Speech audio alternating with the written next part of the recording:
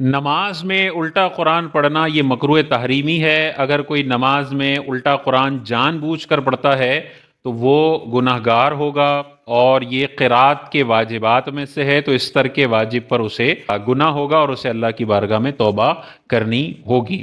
اب یہ جو الٹا قرآن پڑھنے کا مسئلہ ہے وہ ہم ذرا سمجھ لیتے ہیں کہ کیسے الٹا قرآن پڑھنا لازم آئے گا اور بندے کو کن کن چیزوں سے بچنا چاہیے۔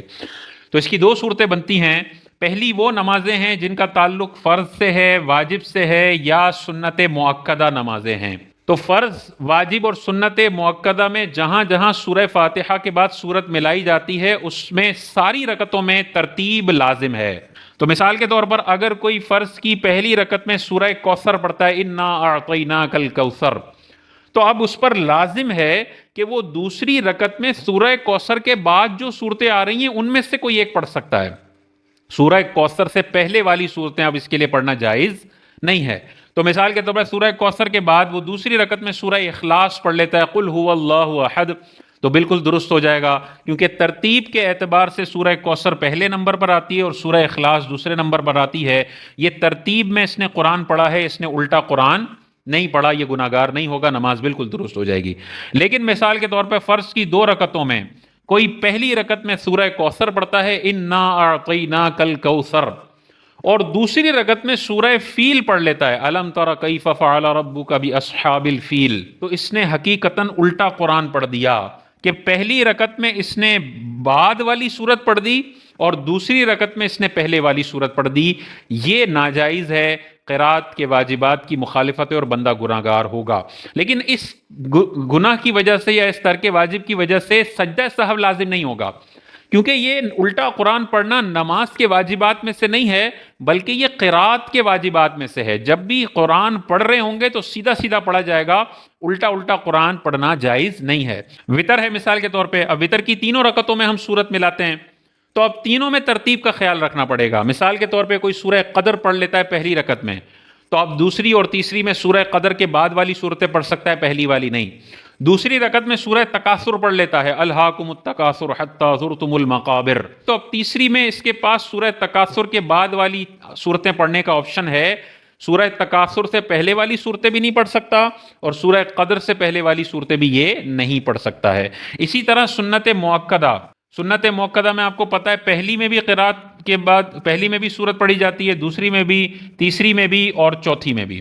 تو مثال کے طور پہ پہلی میں کسی نے سورہ قدر پڑھ دی تو آپ دوسری میں سورہ قدر کے بعد والی صورتیں پڑھ سکتا ہے، اس سے پہلے والی نہیں۔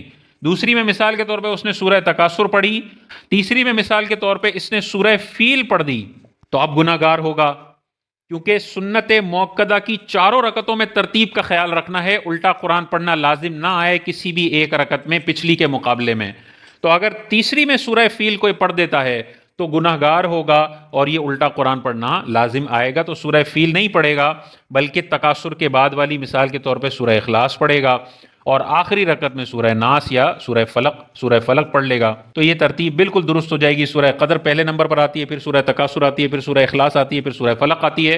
یہ بالکل چاروں کی ترتیب کو اس نے خیال رکھ لیا۔ سنت غیر مؤکدہ اور جو نوافل اگر 4 رکعتی کوئی پڑھتا ہے، تو غیر مؤکدہ جو نمازیں ہوتی ہیں یا 4 رکعتی نوافل جو ہوتے ہیں اس میں 2 رکعتیں الگ شمار ہوتی ہیں اور 2 رکعتیں الگ شمار ہوتی ہیں۔ یہی وجہ ہے کہ دوسری میں آپ التحیات کے بعد درود بھی پڑھتے ہیں اور دعا بھی پڑھتے ہیں، اور تیسری کے لیے جب کھڑے ہوتے ہیں تو ثنا سے شروع کرتے ہیں۔ یہ اس بات کی علامت ہے کہ غیر مؤکدہ نمازیں 2 کا پیر ہوتا ہے، پڑھتے ہیں ہم ایک ہی سلام کے ساتھ ہیں لیکن حقیقت میں یہ 2 الگ نماز ہے اور یہ 2 الگ نماز ہے، آخر کی 2 الگ ہے، شروع کی 2 الگ ہے۔ تو لہذا غیر مؤکدہ نمازوں میں شروع کی 2 میں ترتیب ہے اور آخری کی 2 میں الگ ترتیب کا خیال رکھنا ہے۔ پہلی میں اگر کوئی سورہ قدر پڑھتا ہے تو اب دوسری میں سورہ قدر کے بعد والی صورتیں پڑھنی ہے۔ مثال کے طور پہ دوسری میں وہ پڑھتا ہے سورہ اخلاص، تو بالکل ٹھیک ہے، سورہ قدر کے بعد سورہ اخلاص اسینڈنگ آرڈر میں ہے، کوئی گناہ نہیں ہے۔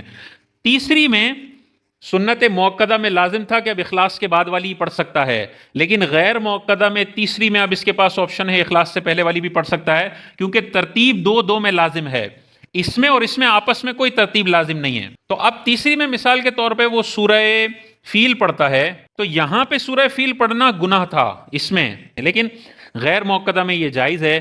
غیر موقدہ میں تیسری اور چوتھی الگ کاؤنٹ ہوگی، پہلی اور دوسری کی ترتیب الگ کاؤنٹ ہوگی. تو تیسری میں اس نے سورہ فیل پڑھ دی ہے، تو اب چوتھی میں سورہ فیل سے پہلے والی نہیں پڑھ سکتا، بعد والی پڑھ سکتا ہے. مثال کے طور پہ اس میں یہ سورہ فلق پڑھ لیتا ہے تو بالکل درست ہو جائے گا. پہلے دو میں ترتیب کا خیال اس نے رکھ لیا، آخری دو میں بھی ترتیب کا خیال رکھ لیا، کوئی گناہ نہیں ہوگا اس پر. مثال کے طور پہ بہت سارے لوگ یہ پوچھتے ہیں کہ اگر کوئی پہلی رکعت میں غلطی سے سورہ ناس پڑھ دے، اس کو سورہ اخلاص پڑھنی تھی، سورہ اخلاص پڑھنی تھی، سورہ فلق پڑھنی تھی، یا اور کوئی سورت پڑھنی تھی، لیکن اس کا فوراً آیت نکل گئی قل اعوذ برب الناس، تو اب کیا کرے؟ اگر اس نے پڑھ دی ہے تو اب پڑھ لے، اور دوسری رکعت میں بھی سورہ ناس کو ریپیٹ کر لے، دوبارہ سورہ ناس پڑھ لے. لیکن یہ اجازت نہیں ہے کہ آپ پہلی رکعت میں سورہ ناس پڑھ دیے تو دوسری رکعت میں اس سے پچھلی والی سورتیں پڑھ دیں، کیونکہ وہ گناہ ہو جائے گا.